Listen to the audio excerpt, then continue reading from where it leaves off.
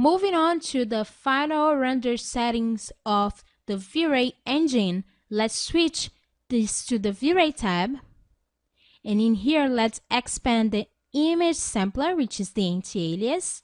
And I'm going to choose the adaptive subdivision option because it's a very good merge between quality and render time, in my opinion. So I'm going to scroll down and I'm going to just increase the max rate. So the max rate is going to enable a better range of anti-alias. We don't mess with the minimal because we want to keep a big range so that Max can realize when it needs to use more or less resolution for quicker or more detailed areas of our render. So I'm going to switch this to 4, but you can use even 6 on this if you want a really detailed. Generally, we use higher values when we have a lot of detailed textures, so I don't use higher values on exterior scenes for most of my professional renders.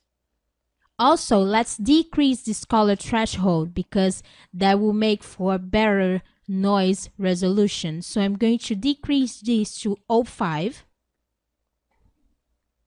And then I'm going to open the global DMC, switch this to advanced, and decrease this noise threshold to 0.01 because we really don't want noise in our scene at all. Okay? Once we've got that done, we can switch to the GI and do the settings here. So we have an irradiance map as a primary engine and the light cache as a secondary engine. So I'm going to open the irradiance map and I'm going to switch the preset to high. You can even use very high. I'm not going to use here because I really want to focus on a quick final render. In here, I'm going to increase my subdivs and my interpolation samples. So I'm going to use a 90 subdivs with 50 interpolation samples. And then we're going to switch to the light cache and do some tweakings here.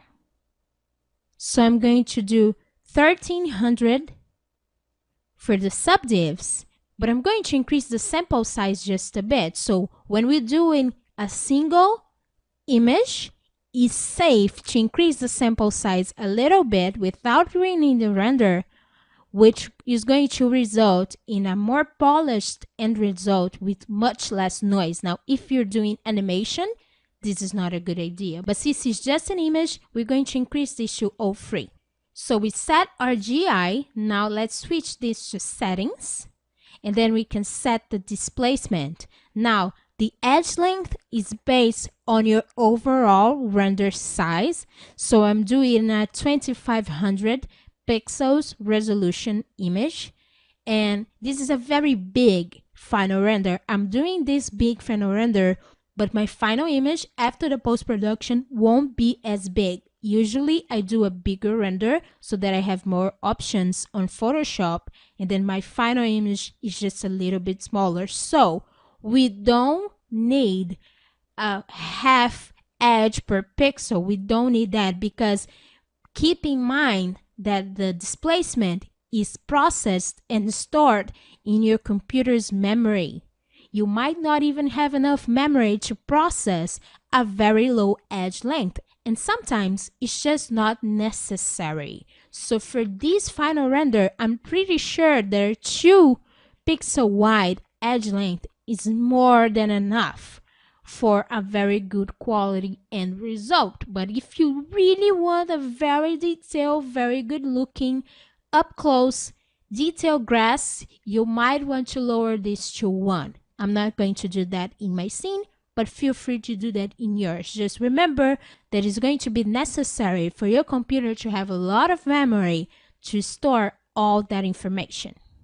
Now, if you change the edge length, but you don't mess with the max subdivs, you won't have any changes at all. The reason for that is that both of these settings control each other.